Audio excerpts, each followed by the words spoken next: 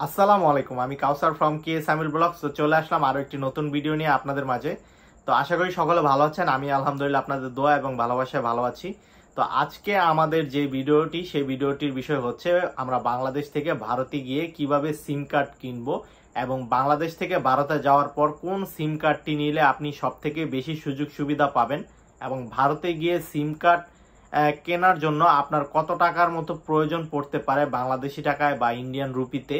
এছাড়াও আপনি যখন সিম কার্ড কিনবেন ভারতে গিয়ে, তখন আপনার সিম কার্ডের জন্য কি কি ডকুমেন্টস প্রয়োজন হতে পারে, তো সেই সকল বিষয়ে আজকে আপনাদেরকে জানাবো। আশা করি সম্পূর্ণ ভিডিওটি আমাদের সাথেই থাকবেন এবং আমার চ্যানেলে যদি নতুন হয়ে থাকেন তাহলে অবশ্যই চ্যানেলটিকে সাবস্ক্রাইব করে দিবেন।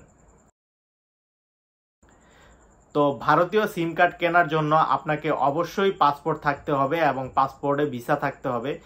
আপনি যখন ভারতে প্রবেশ করবেন তখন আপনার পাসপোর্টের যেই মেন কপিটি তারা দেখবে, দেখে তারপর আপনি এয়ারটেল, ভোডাফোন কিংবা আপনার ভিভো, তো এই সিমগুলো আপনি চাইলে কিনতে পারেন।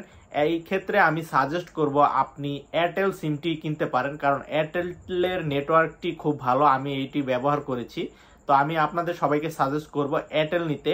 তো অনেক ভাইয়েরা আপনার দেখা যায় যে ভারতে যখন যায় প্রথম, তারা আপনার বিভিন্ন দালালের শিকার হয়, বা যখন দোকান থেকে সিম কিনতে যায় তখন কিন্তু দোকানের যে সিমের লোক রয়েছে তারা আপনার ফরেনার ভেবে এবং ফরেনার আমাদেরকে দেখে তারা প্রায় 2000-3000 রুপি পর্যন্ত সিমের জন্য তারা দাম বলে থাকে।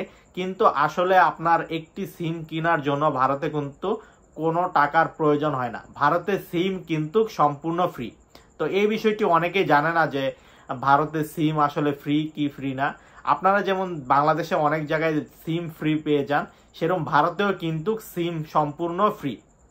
তো এই সম্পূর্ণ ফ্রি সিমটি আপনার নেওয়ার জন্য আপনাকে হয় 1 মাসের একটি প্যাকেজ নিতে হবে, নয়তো 6 মাসের বা 3 মাসের, এরকম অনেক ধরনের প্যাকেজ পাওয়া যায়।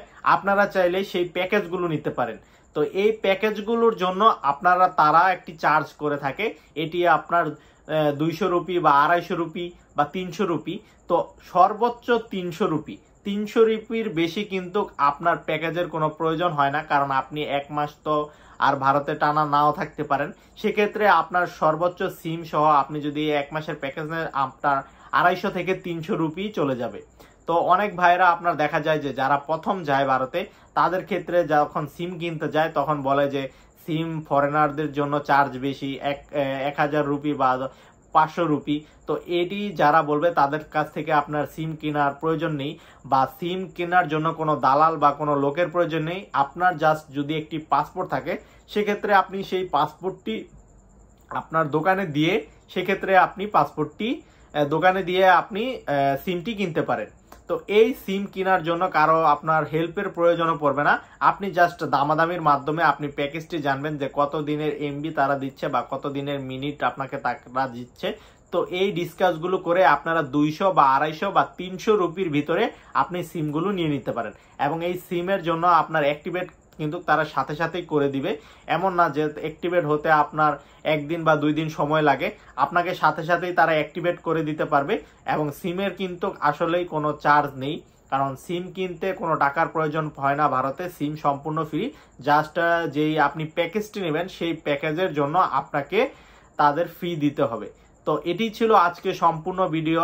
যদি আপনাদের এরকম আরো কোনো কোয়েশ্চেন জানা থাকে তাহলে অবশ্যই আমাকে কমেন্ট করে জানাবেন। আমার একটি ফেসবুক পেজ রয়েছে কে সামিল, তো আপনারা চাইলে সেই পেজটিকে ফলো দিয়ে আমাকে সরাসরি মেসেজে যোগাযোগ করতে পারেন। তো সবাই ভালো থাকবেন, সুস্থ থাকবেন। আসসালামু আলাইকুম।